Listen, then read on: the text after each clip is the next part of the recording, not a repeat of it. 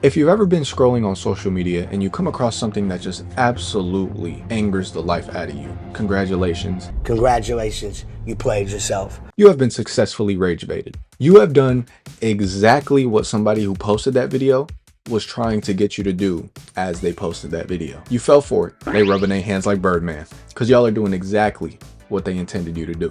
Get mad, leave a comment. You leaving comments drives views up.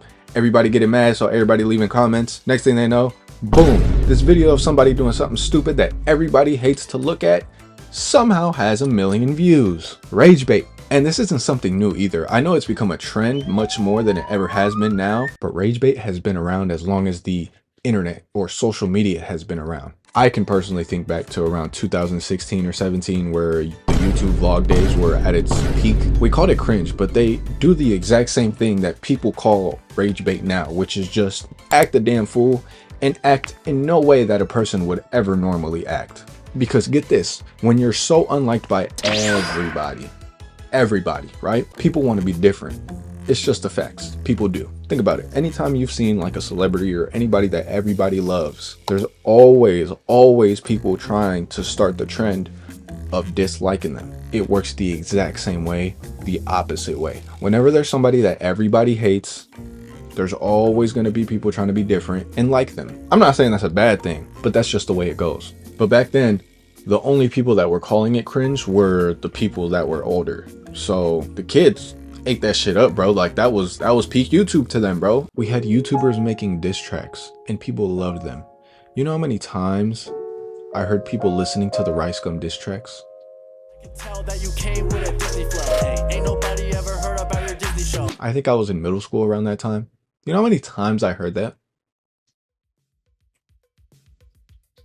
But to everybody that age, it was fun, and it was the thing to do at that time, was watch those guys on YouTube. Fast forward now, it's a lot of similar things going on, but we're in the era of streamers now. So now we have a lot of streamers who are doing the same thing. And now I'm a part of the group of people that's like, no, this is bad, bro. You're rage baiting. I won't fall for it.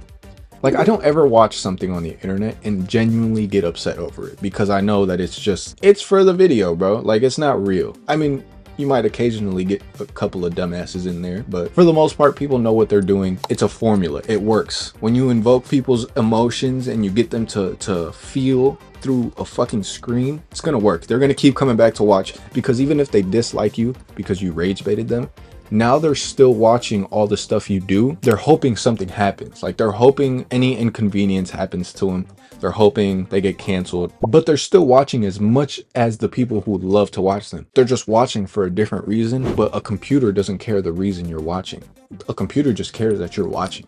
So the people that are irritated by a person plus the people that actually enjoy watching a person, it's just one big pile of views and it elevates the people. That's just how it works. So we have now reached an all-time high in rage bait content because people understand that now, and people know that the cringe stuff, those people aren't really like that.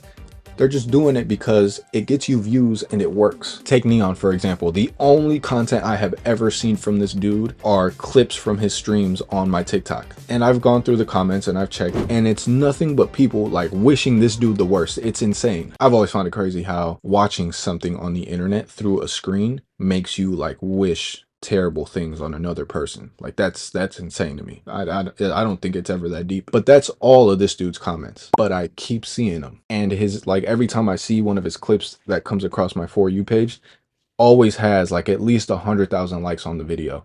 And it's always like, why is everybody liking it if all the comments I see are just shitting on him? Because those people that are shitting on him drive his views up, send it out to little kids. Little kids are like, whoa, this guy's funny. because kids like to be bad, bro.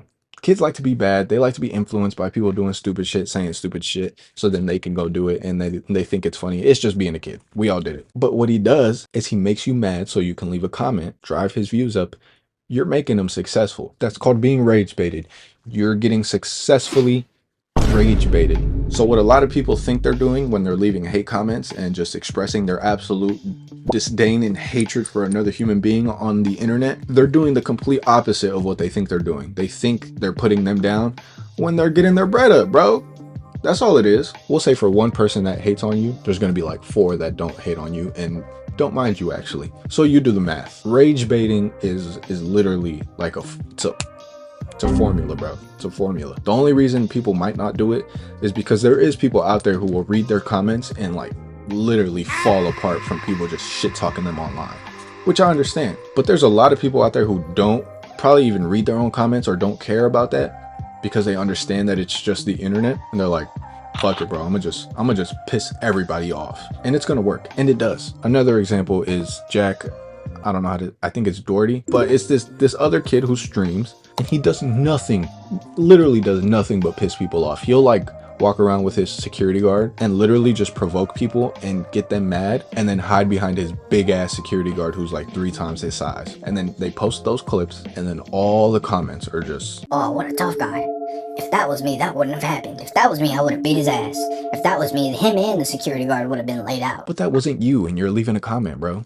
And you're just driving his fucking views up. And like I said, the little kids, they see it as a prank because the dude pissing people off is laughing at the people as he pisses them off. But what like older people do is they just get mad, comment how that wouldn't have been happening to them in that same situation because they would have beat their ass or blah blah blah. But it's like, bro, no, you wouldn't have done shit, bro. Or else somebody would have done something by now. So that's the era we're currently in, is people are going around and physically rage baiting people in person, posting that, which then rage baits people on the keyboards. There's this other guy on TikTok, I don't remember his name, but I'll put him up on the screen. And what he does is he has a friend wear those Ray-Bans glasses with the cameras and the lenses, and he just records him walking into stores. They'll find like an employee beforehand and they'll just scream at the top of their lungs like, "My God, what the fuck?" And then the employee comes over like, "You guys need any help?" And then the dude goes off and he's like, "No, that wasn't us. But I heard that though. I heard it though." I don't know who was screaming, but if it happens again, they're gonna have to. No, like it wasn't me. I couldn't even scream if I wanted to. I lost my voice yesterday at a concert. That was not me. Yes, it was. Check the cameras. That was not me. I need you to get out now. Wait, I'm telling you, that was not me. You need to get out now.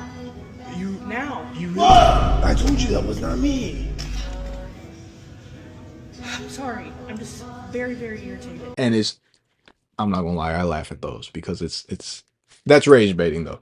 Because then people comment and they're like, Oh, this dude's childish. This guy needs to get a life. You're just bothering the employees. but it's like, this dude has like 1 million followers on TikTok and all of his videos do a shit ton of views. And that's what I'm talking about. He goes into stores, physically rage baits store employees, posts that online. There's somebody shouting and I can't see. Can I buy that washer? No.